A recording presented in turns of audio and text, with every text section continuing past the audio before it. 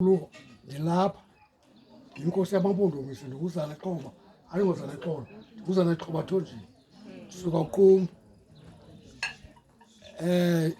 ndiye naxa impilo ingasandiphathanga kakuhle ngobudala ke ndimdala eli khehlekazi eli lililodwa elidala kangaka apha kwaThonjeni wonke uThonjeni olapha uqumbu oselibode osesikisiki oseflagstaff akekho umntu omdala njengekhehlekazi number 1 ngobudala walina 89 mna ke ndikunumber 2 ndina 80 mna ndaqonda uba ndibebeka ithini ndifuna into yoba mandibe khona apha kweli khehlekazi ngoba ndisuka kude neli khehlekazi.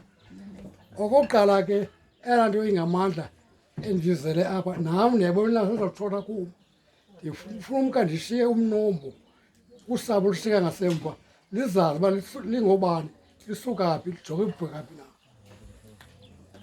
Abantu bazafuna uqonda kutheni abantu bakuthiwa kum bagqoka kangaka emaxesebeni de kangaka. Ndifuna ukwazi ke umnombo kaThonjeni kumi ngolu hlobo. UThonjeni ke unezinto ezininzi, indlu yakhe enkulu zohamba ngale ndlu enkulu zaziyeka zonke ezinye nezabafazi bakhe abathetha ziyeka. UThonjeni indlu yakhe enkulu ke uzele uMaliti. uMaliti ke nako wafela apha uGqunto kaUGqunto xa mfazi ka-1880 noHofu nomhlolo wafela khona uMaliti. uMaliti ke inkulu yakhe inkulu kaMaliti ke uMaliti lo into eyenzileyo ke uMaliti uzele uMaliti kakhulu ekubeni ezele uMaliti unoonyana bakhe abane ezawubalisa bona bakhona abanye kwezi zindlu abendlu enkulu. uMaliti inkulu yakhe nguNkosi uCharles Thonjeni wapha ukum abasuka khona thina singabazukulwana bakhe. Kulandele emva uThemesi, emva koko kwakhe kulandele excuse me, emva kwakhe ukuze lo tata weli khaya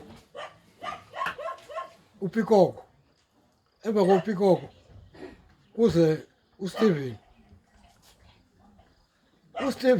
uPikoko lo kuthena azoba lapha.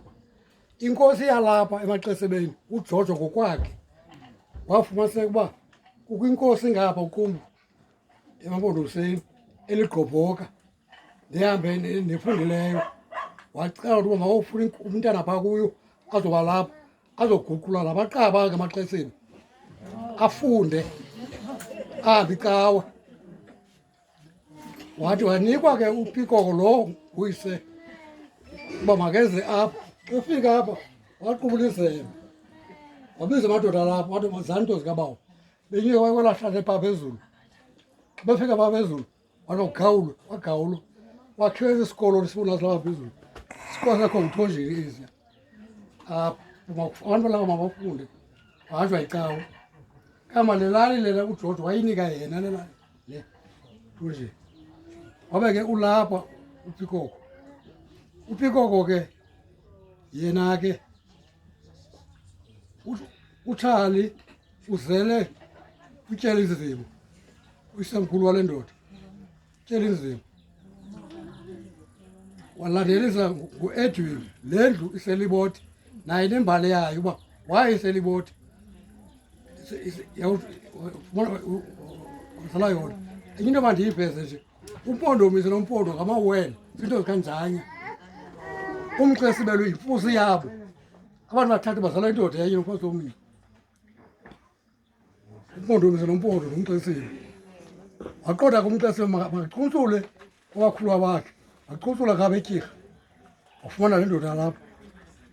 noMpondo iwele elincinci lacunsula nalo kwakwalaa ndlu iselibode. Yahamba ke yazala yazosala noMakhwenkwana. uMakhwenkwana ke wathi wahamba ethweni wemka apha wacinga apho usevela khona kum wabuyela kum.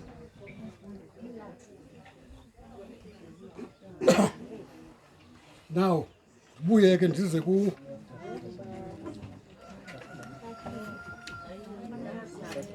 Bakhona usele naye kodwa ke ifeni indlu yakhe ubile bonke abantwana bakhe. So yiyo ke le ndlu lapho. Le ndlu ke ikhe yaqhawukana ke nokumbi kowayo. Abadibana abazana kwabo ixesha. Ngo-1982 ndandinephephandaba ndandilidlala ndikunye uNotha.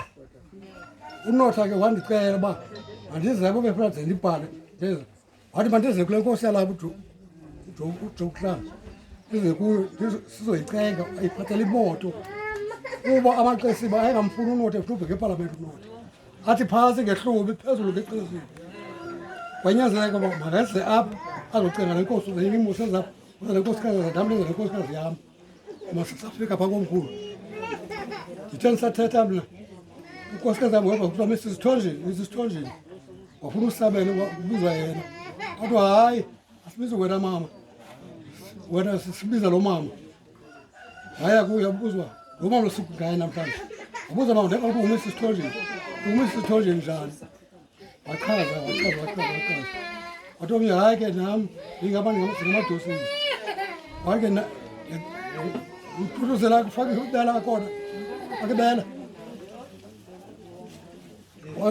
bandibiza ndaya kuye ndabuza ndisethi wandichazela wathi masize apha sobona ikhala lethu elilapha seza kapha safika uNophumzile lo ezilile indoda yakhe ezilile indoda yakhe